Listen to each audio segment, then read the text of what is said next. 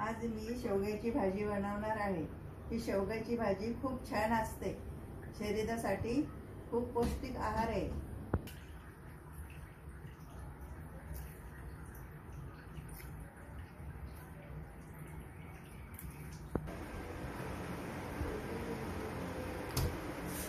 पाव किलो शेवग्याच्या शेंगा शिलून घेतलेले आहेत। अद्रक आणि लसणाची पेस्ट केलेली आहे। 2 छोटे टमाटे कापलेले आहेत। कांदे 2 घेतलेले आहे। अर्धी वाटी मी खोबरं घेतलेलं आहे आणि ही कोथिंबीरची पेस्ट केली। थोडंसं मिरची घेतलेली आहे, कढीपत्ता घेतलेला आहे, थोडं तेल टाकणार आहे आणि 1-1 चमच ही मी हळद आणि धण्याची पावडर, मी आपलं जिरं आणि मोहरी टाकणार आहे आणि हा लाल मसाला घालणार आहे। एक कांदा भाजते। कांदा लाल होईपर्यंत भाजून घेते।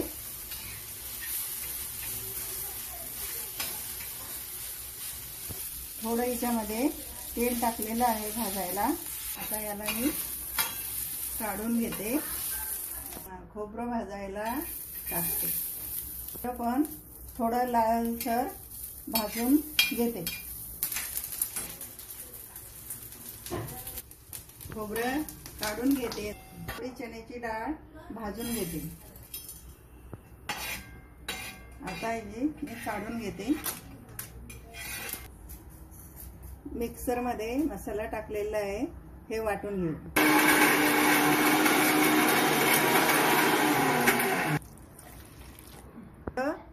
पाणी टाकून घेऊया।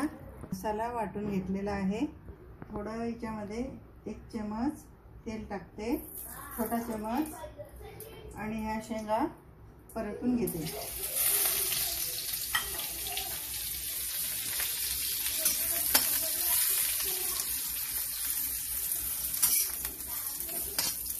हां, 2 मिनिट शेंगा परतून घेतलेले आहे। आता ह्या काढून घेत आहे।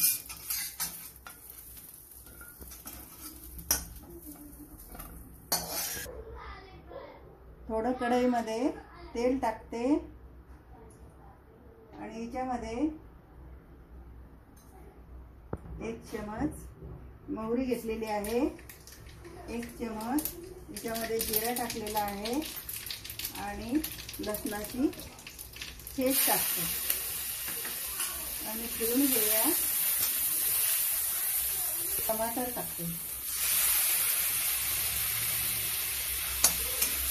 फिरून घेऊया। याला मस्त पेस्टचा कलर आलेला पाहिजे, टमाटर बारीक झालेला पाहिजे। याच्यामध्ये थोडी कोथिंबीर टाकते, कढीपत्ता याच्यामध्ये थोडा टाकते, याच्यामध्ये थोडी मिरची कापून टाकते।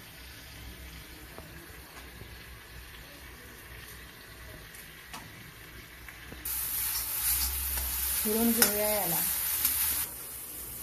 जिरा,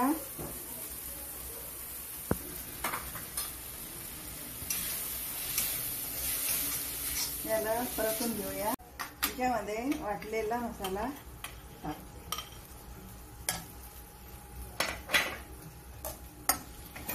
फिरवून घेते।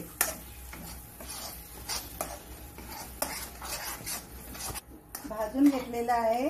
आता याच्यामध्ये शेंगा टाकते।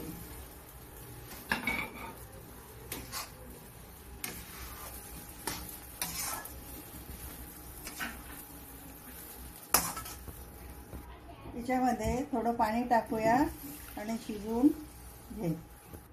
याला आता 10 मिनिटं शिजून घेऊया। चवीनुसार याच्यामध्ये मीठ टाकून घेऊया।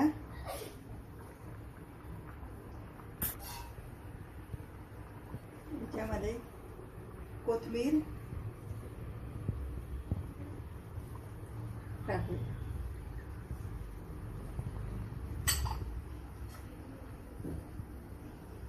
आता गरमागरम शेवग्याची भाजी तयार झालेली आहे।